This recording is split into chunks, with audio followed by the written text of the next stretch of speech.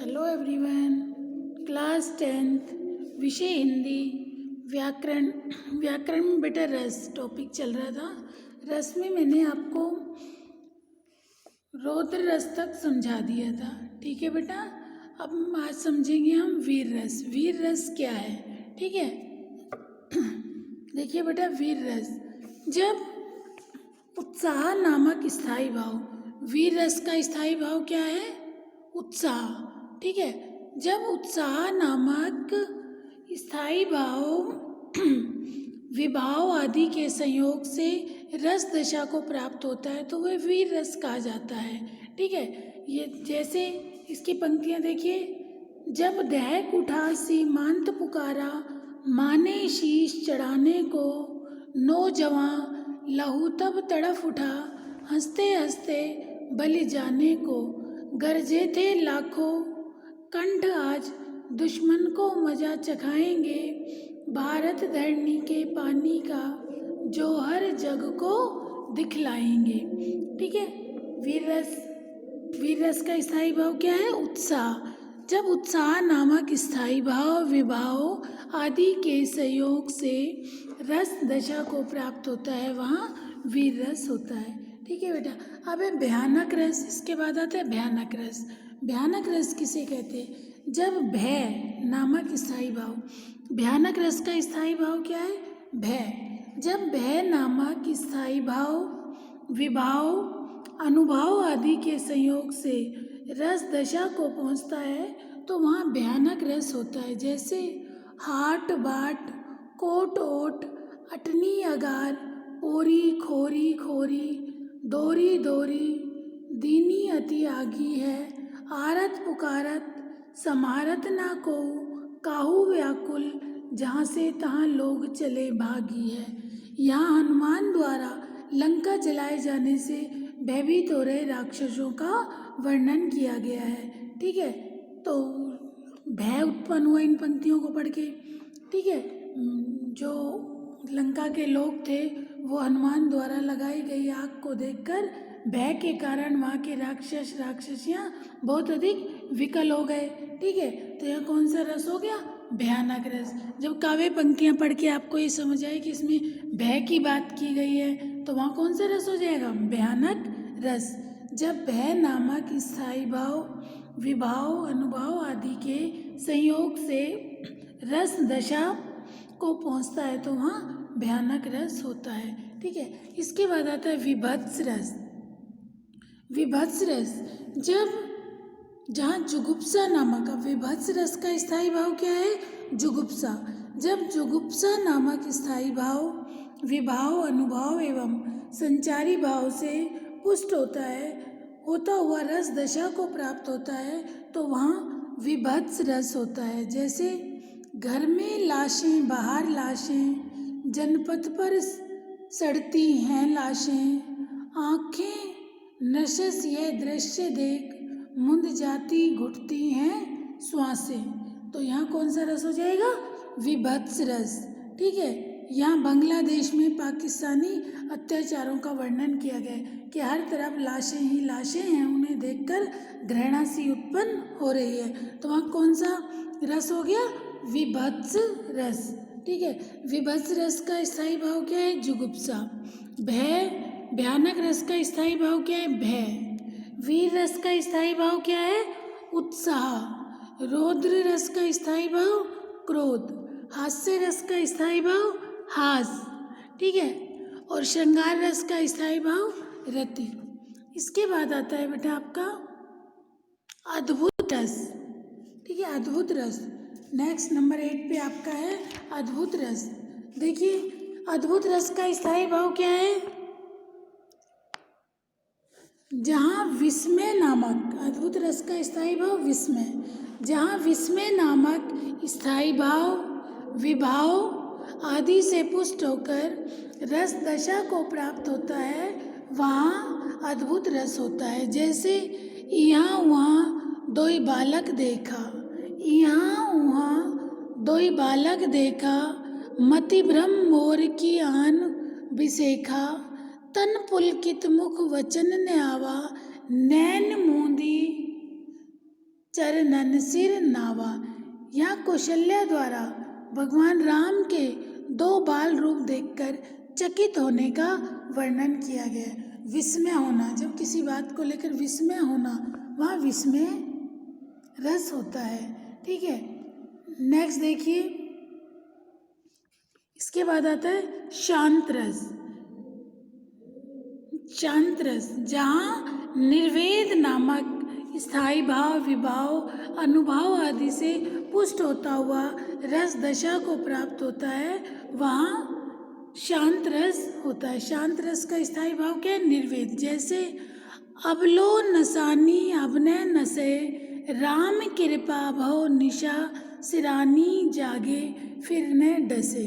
ठीक है, यहाँ तुलसी अपने हृदय की स्थिरता और संसार की व्यर्थता आदि का वर्णन कर रहे हैं। निर्वेद, जहाँ निर्वेद शांत रस का स्थायी भाव क्या है? निर्वेद। ठीक है, इसके बाद आता है वात्सल्य, जहाँ वात्सल्य नामक स्थायी भाव, विभाव, अनुभव और संचारी भाव से, जहाँ वो देखिए वत्सल रस का स्थायी भाव क्या है? वात्सल्य।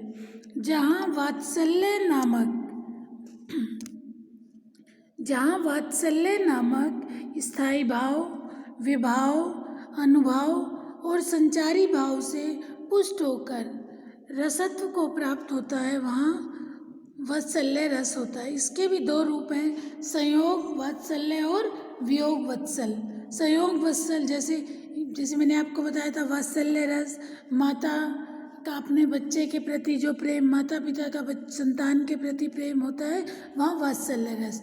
और जहाँ नायक नायिका या पति पत्नी के मध्य जो प्रेम है, वो श्रृंगार रस। ठीक है, अब जैसे यशोदा हरि पालने झुलावे, हलरावे दुलराए महलावे, जोई सोई कछु गावे, कबहू पलक हरि मूंद लेत है, कबहू अधर फरकावे, सोवत जानी मौन हो रही, रही करी सैन बतावे। ठीक है, यहाँ यशोदा अपने शिशु कृष्ण के प्रति प्रेम का वर्णन किया गया है कि माता कैसे अपने पालने में अपने बेटे को हिला रही है, झुला रही है, उसे देख देख के खुश हो रही है, और कभी वो माँ को देखकर आंखें बंद कर लेता है, कभू अधर, कभी होठों को फरकाता है। तो ये सब दृश्य देखकर माँ बहुत अधिक खुश होती है। इसी में वात्सल्य रस के 2 रूप बताए थे, संयोग वात्सल्य और वियोग वात्सल्य। वियोग वात्सल्य देखिए, जसोदा बार बार यूं भाखे, है कहू व्रज में हितु, हमारो चलत गोपाल ही राखे। यहाँ कृष्ण बलराम के मथुरा गमन पर, जब कृष्ण और बलराम मथुरा चले जाते हैं, तो यशोदा किस तरीके से माँ व्यथित हो रही है कि यहाँ कोई है जो मेरे इस बेटे को रोक ले। तो ये वहाँ उसका वर्णन किया गया, वियोग श्रृंगार, वियोग रस, सॉरी। ठीक है, ये सारे रस मैंने आपको समझा दिए बेटा, इसमें आपको चिंता करने की कोई आवश्यकता नहीं है। डेफिनेशन आपकी रस की कहीं लिखने को नहीं आती, मैंने आपको तरीका बता दिया। कोई भी रस पूछ लिया जाएगा, उसका स्थायी भाव बताओ, स्थायी भाव का रस बताओ। 2 नंबर का क्वेश्चन ऐसे आता है आपका, और 1 नंबर का क्वेश्चन आता है, जैसे ये पंक्तियाँ दे दी, यशोदा हरि पालने झुलावे, हलरावे दुलरावे महलावे, जोई सोई कछु गावे। इन पंक्तियों में कौन सा रस है? आपको रस का नाम लिखना होगा। कौन सा रस है? वत्सल रस। ठीक है, और एक आता है, किसी भी रस से संबंधित पंक्तियाँ लिखिए। ज़्यादातर बेटा वो हास्य रस या श्रृंगार रस से संबंधित पंक्तियाँ लिखने को आती हैं। ठीक है, कोई भी एक रस दे दिया जाएगा, उससे संबंधित पंक्तियाँ लिखिए। ठीक है, ये आपके रस का पैटर्न है। अब मैं कुछ रस के छोटे छोटे कुछ क्वेश्चन आपको समझा देती हूँ, जिससे आपको और डिटेल में ये समझ आ जाएगा। जैसे क्वेश्चन फर्स्ट, रस की निष्पत्ति किनके सहयोग से होती है? जैसे कि आपको शुरू में ही समझा दिया था, विभाव, अनुभव, व्यभिचारी भाव के संयोग से रस की निष्पत्ति होती है। विभाव, अनुभव तथा व्यभिचारी भाव के संयोग से रस की निष्पत्ति होती है। काव्य की आत्मा किसे कहा गया है? काव्य की आत्मा किसे कहा गया है? रस को काव्य की आत्मा कहा जाता है। रस को काव्य की आत्मा माना जाता है। अनुभाव किसे कहते हैं? अनुभाव क्या है? आश्रय द्वारा की गई चेष्टाएं ही अनुभाव कहलाती हैं। किसी की वेशभूषा, वाणी, अंग विकार या चेष्टाओं को देखकर प्रफुल्लित होने पर किस रस की व्यंजना होती है? देखिए, किसी की वेशभूषा, उसकी वाणी, अंग प्रत्यंग, उसके हाव भाव देखकर जो रस की उत्पत्ति होती है, कौन सा रस होगा वो? हास्य रस। नेक्स्ट क्वेश्चन देखिए, रोना, छाती पीटना, पछाड़ खाकर गिरना आदि अनुभवों में कौन सा रस व्यंजित होगा? कौन सा रस होगा बेटा? उक्त अनुभव से करुण रस व्यंजित होगा। नेक्स्ट है पंक्ति देखिए, इंद्र मान मदित कर गिरि को धारण किया मुरारी रे। उक्त पंक्ति में निहित रस तथा उसके स्थायी भाव बताइए। अब इसमें क्या रस है? इंद्र मान मंदित कर गिरि को धारण किया, कि इंद्र रूपी पर्वत को श्री कृष्ण ने अपने हाथ उंगली पर धारण कर दिया था। इंद्र के मान को तोड़ने के लिए श्री कृष्ण ने गोवर्धन पर्वत को अपनी उंगली पर उठा लिया था। तो कौन सा रस आएगा इसमें? विस्मय हो रहा है, अद्भुत रस। ठीक है, इसका स्थायी भाव क्या होगा अद्भुत रस का? अद्भुत रस का स्थायी भाव आश्चर्य भी होता है और विस्मय भी होता है। काहेरी नलनी तू कुमलानी, तेरे ही नाली सरोवर पानी, जल में उत्पत्ति जल में वास, जल में नलनी तेरो निवास। इस पंक्तियों में निहित रस और उसके स्थायी भाव। शांत रस है, शांत रस का स्थायी भाव क्या है? निर्वेद। फिर यशोदा हरि पालने झुलावे, हलरावे दुलरावे मलावे, जोई जोई से कुछ गावे। इन पंक्तियों में कौन सा रस है? वात्सल्य रस। ठीक है, वात्सल्य रस का स्थायी भाव क्या है? वत्सल। ठीक है, इस तरीके से छोटे छोटे क्वेश्चन जिससे आपको ये और भी अच्छे से समझ आ जाए। ठीक है बेटा, रस आपको क्लियर हो गया। काव्य की आत्मा किसे कहा जाता है? रस। रस की निष्पत्ति किससे होती है? विभाव, अनुभाव और संचारी भाव से रस की उत्पत्ति होती है। स्थायी भाव प्रत्येक व्यक्ति के हृदय में सुप्तावस्था में रहते हैं। ठीक है, और विभाव जो स्थायी भाव को जगाने वाले व्यक्ति, वस्तु या परिस्थिति को विभाव कहते हैं। ये दो प्रकार के होते हैं, आलंबन और उद्दीपन। ठीक है, आलंबन स्थायी भाव जागृत कराने वाले कारण, जिससे स्थायी भाव जागृत होता है। आलंबन के दो रूप हैं, आश्रय और विषय। आश्रय जिसके मन में स्थायी भाव जागृत हो और जिसके कारण हो उसे विषय। उद्दीपन स्थायी भाव को तीव्र करने वाले कारण उद्दीपन कहे जाते हैं। और अनुभाव आश्रय की चेष्टाएं। आश्रय अर्थात स्थायी भाव उत्पन्न होने के बाद व्यक्ति जो चेष्टाएं करता है, जो वो एक्टिविटी करता है, उसे क्या कहते हैं? अनुभाव कहा जाता है। ठीक है, और संचारी भाव रस के अनुभव होते समय आश्रय के मन में जो भाव बार बार उत्पन्न होते हैं और नष्ट होते हैं, उसे हम क्या कहते हैं?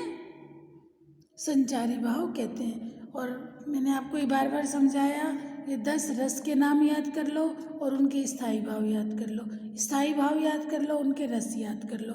ठीक है, रस टॉपिक बेटा आपका कंप्लीट हो गया।